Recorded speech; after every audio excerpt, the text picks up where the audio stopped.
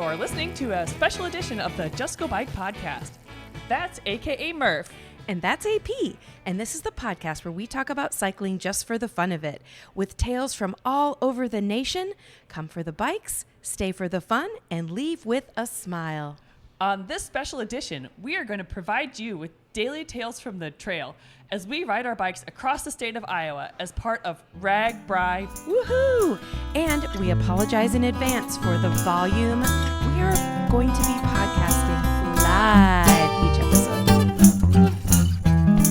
Well, hello from Knoxville, Iowa. Hi. Hi. We are recording from somewhere very special right now, aren't we? Yes, we are. All I remember when I was at the front, I think it said the Grand. Correct. And it's like a theater, and I have insider information. Do you want to know it, AP? Absolutely. Okay. So apparently this theater closed a couple years ago, and the community got together, and it is run by volunteers. And there are movies going on right now. I don't know if we should be whispering, but we're going to just talk it out. But Yeah. we're in, I don't know what you call it. Penny, what do you call this room? The top theater. Oh, we're in the top theater. Oh, Yeah. I should have a top hat on, I think.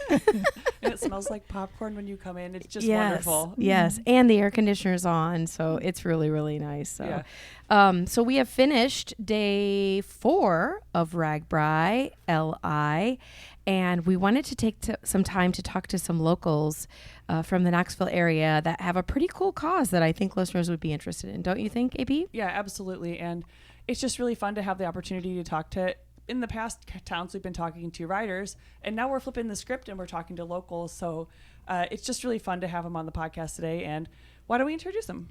Yes. Okay. To my right, even though listeners don't know which, who's where, we have Kevin. Hello, Kevin. Hello. Tell us a little tiny bit about your background. Like, are you a Knoxville native? I am born and raised here, a proud graduate, and I just bleed black and gold. Just love this town. So we welcome you. Hope you guys. I know you had a long trek the past couple days, and those hills were pretty rigorous. So appreciate you taking the time. I'm surprised you're not on a massage table or something right now.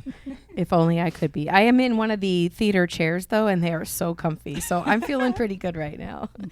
And we also have Penny. Hi, Penny. Hi there. Tell us a little bit about are you from Knoxville, or how long have you lived here? I am born and bred Knoxville. I moved away for a bit, and then when I had children, I brought them back to the place to be raised. Excellent. And do they still come visit you, or do they live here as well? I have one that lives here still. Yep, he's Cool. a pastor. Perfect. Yeah. And did I do justice to this theater that it was closed down for a while? And It was closed down for quite a while, Oh, okay. longer than 2 years, and it was in quite a state of disrepair. So in addition to running it, it's been totally refurbished. So it was a love project for sure. Yeah. And the best part is it only costs $5 to see a movie. what? Oh my gosh. Yeah. Oh my gosh! Why didn't I get here earlier? Concessions are like $1 or $2 at the max. So this is such an affordable place to come to. And it's right in the heart, like literally across the street. Is it the courthouse? Yes. It's the county courthouse, Correct. isn't it? Correct. Which is beautiful. I mean, it definitely gives me Back to the Future vibes of Marty McFly. It's just a beautiful, beautiful space. So Thank you for that. we are Yeah. very happy to be here in Knoxville, and thanks for hosting. Yeah, but we're not actually here to talk about the theater or the courthouse. So let's get to the topic at hand. Kevin and Penny reached out to us, and they wanted to talk about a special project near and dear to their hearts. And I'm not sure which one of you wants to break the ice. I'll be happy to. Yeah. So tell us a little bit about the project, just at a basic level, what we're here to talk about today.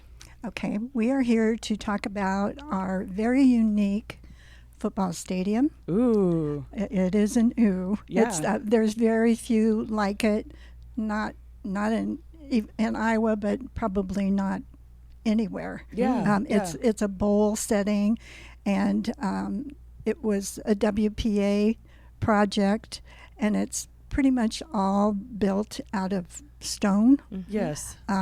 So we're pretty proud of it. Yeah, it's a beautiful stadium, and is. riders will likely have seen it when they come through town because it's right on the main drag. I was Yes. just going to say, did we pass by that on the route today? You did. You probably saw the castle-looking Yeah, entrances. it was like kind of Yeah. stone, like an entrance area. Yes. It's just beautiful. And is Yes. that stone actually super, super old, or is it a recreated? It's all old, and it actually quarried in Iowa.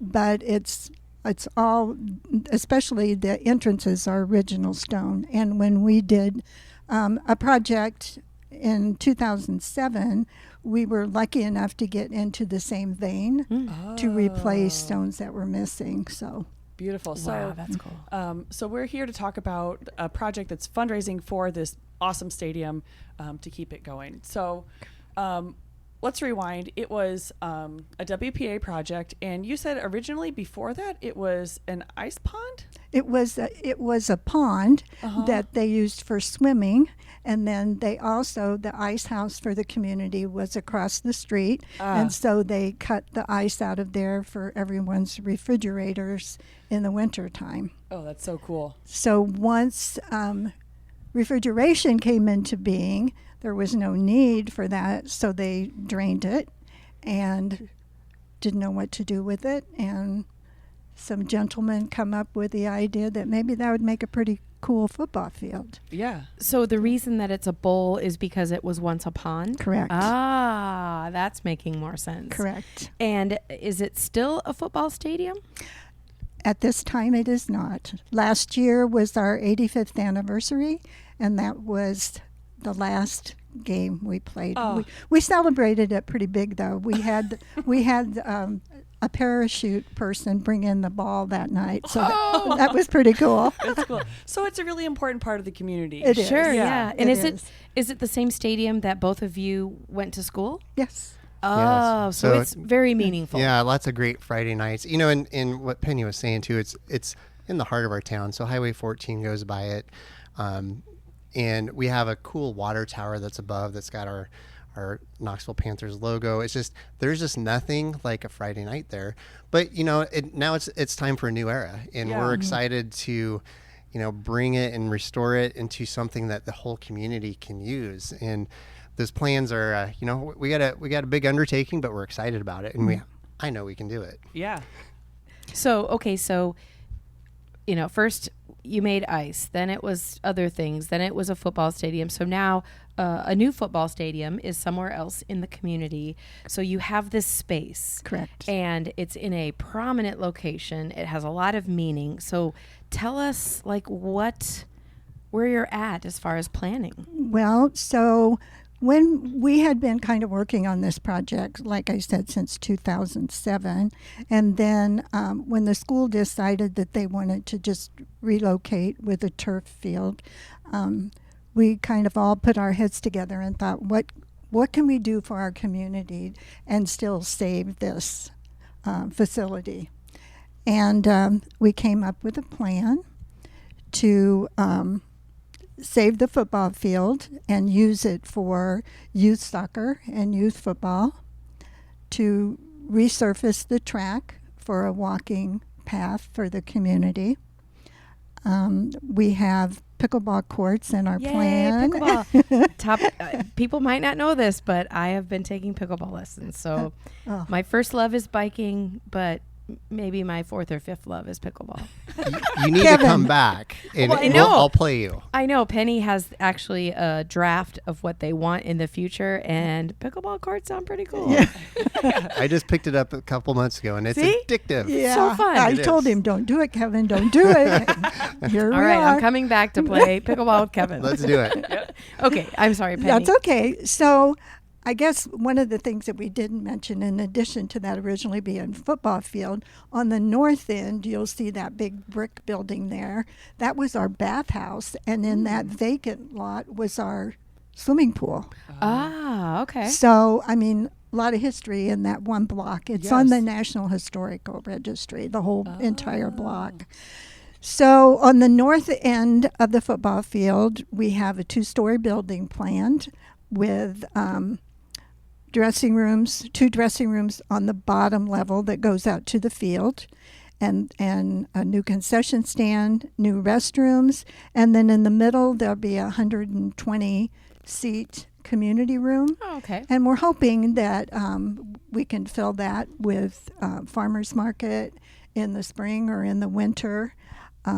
Class reunions, we have trouble finding places for people to have class reunions. So just for the community to use as their needs see fit. So, and then in the winter, we want to put a portable ice skating rink on the field. Okay, Because fun. we don't have any place in town currently for kids to ice skate. So we're excited about that. I think it'd be a wonderful place to ice skate with the stone entrances and all that sort of stuff. It'd be really picturesque. Yeah. Yeah. And also, I probably should mention, coming off of either side of the new building, you probably, I don't know if you noticed that there's a wood wall on the north end that kind of holds the embankment back. That will all be concrete, and we'll have a ramp on one end that will go down to the field, so it'll be totally handicap accessible very good. and make it easier for folks to use. I'm envisioning when it's all complete that this is just going to be a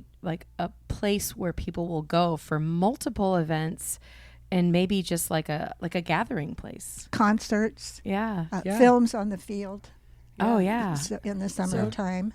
Bringing it into a modern gathering place like it always has been, essentially. Correct. Yeah. Correct. That's our hope. Yeah. Yeah. You know, and just to let the next generation, you know, kind of make it their own. And, you know, like Pennie said, you know, for youth sports, you know, just a place for development. And, you know, we're envisioning bringing in tournaments and all those things. And the youth organizations are excited about this too. So, Cool. You know, we got some good backing with all that. So where are you at as far as fundraising, or have you already, you know, I see the plans right in front of you because you have them on your lap, but where are you at on fundraising? We just started really actively fundraising on this phase maybe 3 months ago. And we're kind of starting first with lettering alumni classes and just reaching out to the public. There are specific donors that we will be reaching out to, but just getting the word out to people that, you know, we want to turn this into something that will be with us another 85 years. Sure. So the next time we come back through Knoxville on RAGBRAI, You can pickleball. I'm going to pickleball and I'm going to maybe, I don't know what else you'll have going on there. Farmer's market. I'm going to eat actual vegetables on RAGBRAI. And I think too, what shouldn't be lost in all this is we've been around for several years under the umbrella of the Knoxville Alumni Association. And there's a committee called Save Our Stadium, SOS. So we've been around for several years, and we have invested over $1 million already. Oh, wow. A lot of tuck pointing, a lot of drainage issues, lots of things that needed repair. So this is now going to that next level. Now that we kind of know what our charge is, you know, it's a $7.5 million effort. You know, so we've got a great game plan, and, you know, it's going to take a lot of different grant writing and donors, and we're excited. Yeah. We can do it. We did $1 million before. Well, Sure. yeah, We can do this, absolutely. right? Yeah. I mean, things are expensive these days. 7.5 is not that bad in Right. relativity when you talk about a major project like Right. this. Yeah. Well, and the historical significance with Yes. it being a WPA project means so much to, you know, a lot of our grandparents and great-grandparents put their sweat equity into this, and yes. we want to see it stay there. So to say that it's a labor of love is probably not even saying enough. Sure. Yeah. And like we were talking about before we started recording, it's unique in certainly this part of the country, maybe all the country. I mean, it's a landmark that people would come to Knoxville to see, because Right. it's different than any other quote unquote stadium that you would be Right. visiting. And like yeah, go ahead. We had a gentleman ride in on his bicycle this morning, and he's a coach in another community, and he was just in awe, and he couldn't believe that they weren't going to be using it for football, but he was sure happy to know Yeah. that we were trying to do something. Yeah, it wasn't going to be destroyed. Yeah. Okay, so we have, you know, thousands and thousands of people that have come through Knoxville. We're saying today, but when they listen to this, it will be the day after. And hopefully they'll want to come back and see Knoxville again. it's so much more than just the racetrack, which is also extremely cool. But is there a way that just people out in the public could either donate or find out more information? Absolutely. So we've got a website, Knoxville Alumni Association.com, and you'll see an SOS tab. Information, you click on that and it will have all the history that we just talked about, lots of pictures, donation form. You can reach out and contact us. One thing I do want to mention too that I think is fairly significant is it's named after Ken Lock. It's Ken Lock Stadium, and we're rebranding it a little bit to The Lock, kind of like Wells Fargo is The Well. But Ken Lock was a gentleman who was around Pennie's era. 1965. And he passed away from injuries sustained from a football game. Oh. And so, that has a lot of significance to us. And we're just excited to be able to continue cherishing his memory in a new way for the younger generation. I just noticed your shirt say The Lock, and it's got a really cool graphic on it. That's his signature. Oh, that's cool. Mm-hmm. Now, are those shirts just for alumni, or do you think you'll sell them one day? They will. They'll be on our website. Okay, well, there we go. Tell everyone the website again. Yes, Knoxville Alumni Association.com. Perfect. And we'll make sure to include that in the show notes. Yeah. And we also have on Facebook, Save Our Stadium, Ken Lock Stadium. Oh, great. SOS. So we'll get that information for you as well. Yeah. And since it's a podcast, LOCKE instead of LOCK. Yeah. Right. So, right. Yes. Thank you. Mm-hmm. Good. Well, thank you so much for joining us today. It's been really fun to talk to you and spread the word about something that's really important to Knoxville and the community. We're so appreciative to be able to share the word. And we hope everybody will be as excited about it as we are. Yes. Oh, yeah. We're definitely going to come back when it's either halfway completed or all the way completed. Yeah. And even though we're not writers, thank you for not making us have to ride the next leg in order to be on this podcast. So wait, you guys didn't ride your bike? No. No, thank you guys, really. Thank you so much.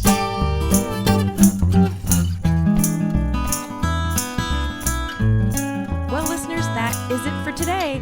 We both want to thank you for tuning in to listen to this special edition of Just Go Bike Podcast.